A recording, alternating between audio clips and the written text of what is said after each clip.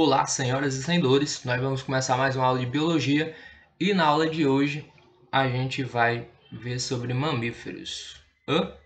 Então, achou um pouquinho estranho, né? Então, semestre passado a gente viu classificação dos seres vivos, vimos também os reinos, a gente viu até plantas. Então, agora a gente vai iniciar animais.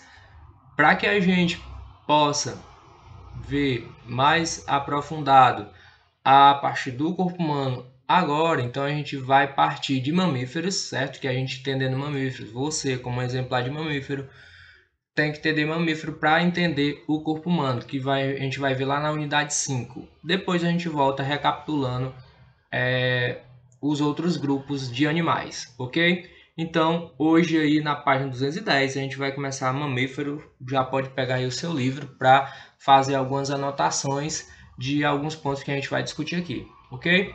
Então, qualquer dúvida, vocês entrem em contato comigo que a gente vai tirar essas dúvidas.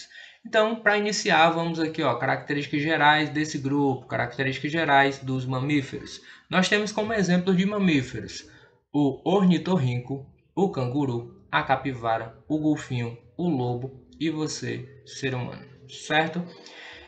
Aqui uma outra característica que já surge desde lá das aves são ser endotérmicos. Ser endotérmico significa que você mantém a temperatura corporal constante, certo? Então, para isso, tem uma série de adaptações que permite ter essa manutenção da temperatura, como, por exemplo, pelos. Então, vai surgir aí nos mamíferos pelos. E também uma camada de gordura, certo? Uma camada de gordura abaixo aí da pele, certo? Em mamíferos que vivem em ambientes mais frios, essa camada de gordura é um pouco mais espessa, é um pouco mais larguinha, certo? E para manter essa temperatura constante, é necessário um gasto de energia conseguido aí com os alimentos, certo? Então tá aqui, gasto de energia para manter a temperatura. Então, você pode fazer uma comparação, por exemplo, você que observa aí um sapo-cururu, por exemplo, certo? Que é um anfíbio. Ele vai se alimentar só em determinados tempo. Geralmente, se você observar aí na sua casa, ele vai estar se alimentando somente à noite. Então passa aí o dia sem se alimentar. Ele fica abrigado em ambientes para manter ele não mantém a temperatura dele constante, então varia de acordo com o ambiente. E para isso ele se alimenta um pouquinho menos. Se você, por exemplo, passar o dia acordado e um pouquinho mais da noite, todo esse período você vai querer ficar se alimentando, certo? Isso para quê? Para manter a sua temperatura constante. Graças a isso, a essa espessa camada de gordura que vai servir para manter a temperatura, mas também vai servir como reserva de alimento, alguns animais, alguns mamíferos conseguem passar períodos com pouca atividade. Isso é o que a gente chama de hibernação. Então, geralmente ursos polares, os polares vai hibernar, por exemplo, certo? Quanto à forma aqui, ó, morfologia, vai ter aí, ó, presença de pelos. Então, se o bicho tem pelo, provavelmente ele é um mamífero. Vai ter aí glândulas mamárias, não necessariamente mamas, não necessariamente tetas. A gente tem o ornitorrinco, que é um mamífero. Tem glândulas mamárias, mas não tem teta, não tem mamilo. Glândulas sudoríferas, que vai produzir suor. Alguns vão ter menos. Por exemplo, cachorro. Você já viu um cachorro aí suado? Molhado de suor? Já viu? Se viu, você está mentindo, certo? Então eles vão ter pouquíssima. Para compensar isso, o que é que ele vai fazer? Agora você já viu um cachorro dizendo infinitamente, né? Assim, abre na boca e ofegante. Ele faz aquilo para quê? Para manter a temperatura do corpo, para baixar a temperatura do corpo, certo? Então, geralmente, quando ele faz alguns esforços, ele faz isso para aumentar a evaporação de água lá nos seus pulmões e assim ele conseguir baixar a temperatura do corpo para compensar a falta de glândulas sudoríferas, ok? Temos também glândulas sebáceas, que ajuda aí a ter uma certa lubrificação da pele.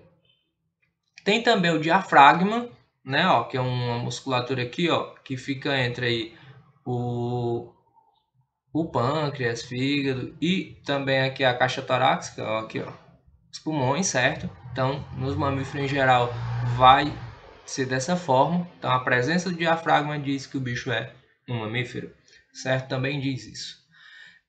E também o panículo adiposo, que é uma... Se você dá uma olhadinha aí na página 210, no livro de vocês, vocês vão ver que tem essa estrutura, é uma camada de células, os adipócitos, né? Células de gordura, para ajudar a manter a temperatura e também para reserva de alimento. Então, se você ingere mais alimento do que você necessita para manter a temperatura e fazer as outras suas atividades metabólicas normais, você vai acumular em algumas, principalmente na região do abdômen, esse tecido aí adiposo, ok? Quanto à respiração, os mamíferos respiram através de pulmões, certo? Esses pulmões no seu interior tem alvéolos, que a gente chama de alvéolos pulmonares, que a gente vai ver em detalhes lá na parte de respiração nos próximos capítulos. Quanto à circulação, ela vai ser totalmente dentro de canais, totalmente dentro de artérias, veias, arteriolas, entre outros, e ela vai ser fechada. Por isso ela é fechada, porque o sangue só percorre dentro desses vasos. Ela vai ser dupla, certo? Não há mistura do sangue. E ele vai fazer todo o ciclo. Então, a circulação é completa. Quanto ao coração, como ocorre também nas aves, o coração dos mamíferos tem 4 cavidades, contando com 2 átrios e 2 ventrículos. Ok? Quanto à excreção, né? Todas as substâncias aí que passam pelo corpo, as que não é utilizada, elas são excretadas, são mandadas para o exterior do corpo, certo? Isso através de rins. Então a gente também vai ver em detalhe lá nos próximos capítulos, que vai eliminar como composto nitrogenado a ureia, beleza? Quanto ao sistema nervoso, vai ter o encéfalo, certo? Então o encéfalo aqui, ó, um detalhe aqui, o encéfalo que, digamos assim, é a parte central de comando do sistema nervoso, vai ter a medula, aqui a medula aqui, como os mamíferos são vertebrados, ela vai estar dentro da coluna vertebral, certo? Protegida pela coluna vertebral e vai ter as terminações nervosas, vai ter nervos por todo o corpo para ficar mantendo aí a orientação, ficar mantendo as respostas do ambiente para o organismo, certo? A propósito, é o maior cérebro entre os vertebrados, então dos mamíferos. Então, caso você chamar a pessoa, por exemplo, chamar de burro, não é um desacato, certo? Por quê? Porque ele tem, ele tem o maior cérebro entre os vertebrados, certo? Ele é um mamífero, ele tem isso. Agora, se for um quinidário, que é um grupo que a gente vai ver posteriormente, certo? Você pode dar uma olhadinha aí não se fala mais disso. Ok, então vamos também ver aí, bem desenvolvido, visão, audição, olfato e também o epitélio gustativo. Então, graças a isso, você pode sentir o sabor dos alimentos. Quanto à reprodução, certo, os sexos são separados. Então, não há nenhum mamífero aí hermafrodita, certo? Exceto algumas malformações, mas os sexos são separados. Então, tem o macho e tem a fêmea. A fecundação é no interior do corpo da fêmea, então fecundação interna, e o desenvolvimento é direto. O que significa isso? Que não passa por estágio de larva. Então nenhum mamífero um dia foi uma larvinha, um dia foi uma lagartinha. Não existe isso. E a maioria é vivípara. Se ele diz que a maioria é vivípara, que significa dizer que alguém é ovíparo. Ovípara, né? Alguma das espécies é ovípara. Então, como exemplo de ovíparo, a gente tem quem? Ornitorrinco. Ornitorrinco bota ovo. Ok? E também, né, já que é ovíparo, então abrigado no útero, dentro da fêmea, de cada espécie, vai ter aí a formação da placenta e também outros anexos embrionários, como por exemplo o âmnio, certo? Que fica aí o líquido amniótico, por exemplo. Ok? Então tem aqui, ó, um exemplo aqui, a placenta, né? Formada aqui, placenta formada pelo útero e pelo córeo.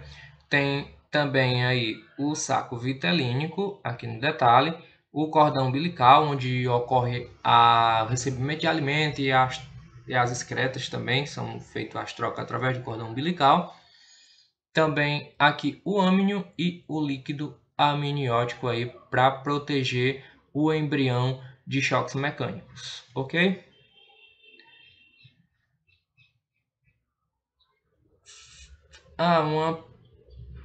Um pouquinho aqui sobre a dentição diferenciada, certo? Aqui da nutrição, esquecendo aqui, os incisos, certo? Os incisos são dentes que trituram, certo? Então você pensar aí comendo sei lá, um batom, certo? Aquele lá da garota. Então você vai primeiro dar aquela mordida assim, ó, né? Não lembrou? Tá, lembro do ratinho aí que ele tem os daqueles dentinhos dele, são os incisos, porque ele faz muito isso, ele tritura muito. Ok? Caninos, você que já viu um sorriso aí de um cachorro. Você já viu aí que ele tem uns dentinhos pontiagudos, as presas, certo? Aqueles são dentes caninos, que estruturados para furar e rasgar geralmente carne, certo? Então os carnívoros aí vão ter os caninos bem desenvolvidos.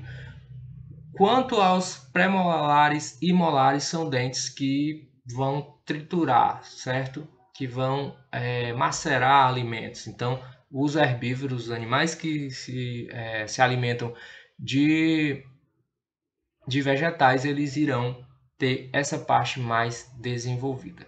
Beleza? Quanto também aí aqui o tubo digestório, né? Ele é completo com glândulas salivares, então para umedecer, e também já joga aí algumas substâncias que vai já começa a fazer a digestão, certo? E essa digestão é feita e termina no ânus. Tem uma exceção aí, bicho que não tem ânus, mamífero que não tem ânus, quem? Ornitorrinco, certo? O ornitorrinco ele não tem ânus, ele vai ter aí uma estrutura chamada de cloaca, assim como lá nas aves e répteis, ok? Os ruminantes.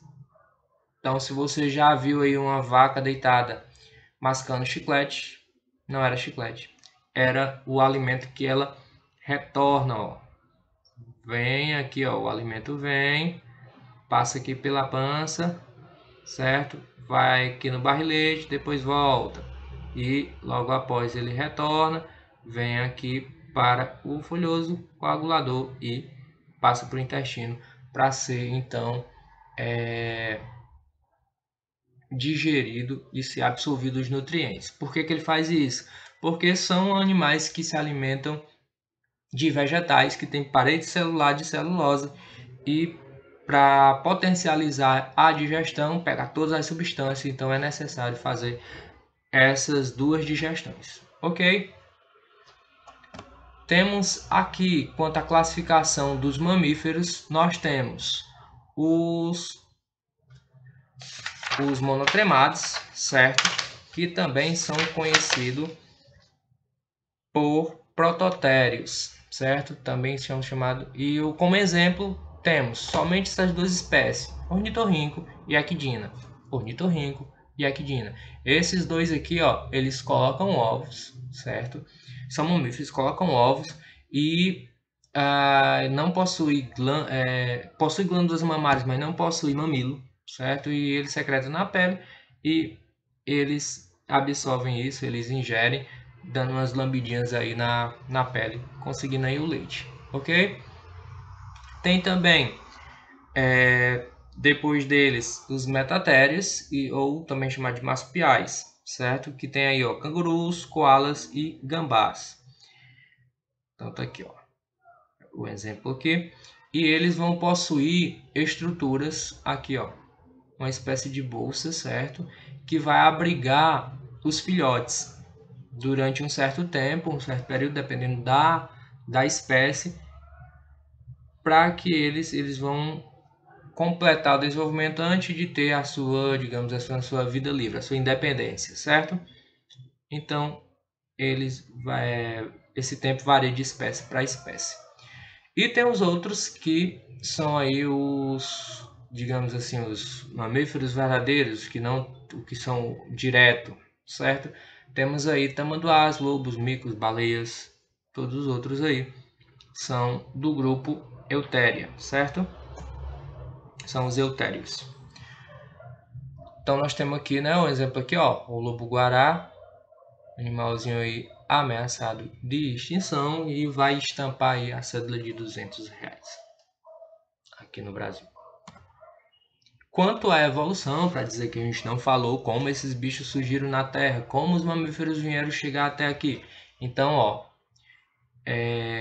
antepassados surgiram antes das aves, para a gente se associar aí no tempo, certo? Num período chamado de Triássico. Eles evoluíram de um grupo de répteis extintos, os terapsidas. Então nós temos aqui esses bichinhos aqui parecidos com ratinhos, certo? E eles deram origem a todos os outros grupos de mamíferos, ok? Então eles vêm habitar a Terra aqui com essa altura sem encostar, né, o corpo no chão. Então por isso o nome, certo? E eles deram origem a todos os outros grupos. Então eles começaram a se espalhar por diferentes ambientes após a extinção do dinossauro, porque na era dos dinossauros, na época que os grandes dinossauros dominavam o planeta, né, os carnívoros não deixariam ter toda essa diversidade de mamíferos. Então após a extinção do dinossauro, começa aí a era dos mamíferos, com inclusive a megafauna, grandes mamíferos no nosso planeta. Então, qualquer dúvida, entre em contato, faça as atividades. Grande abraço, valeu!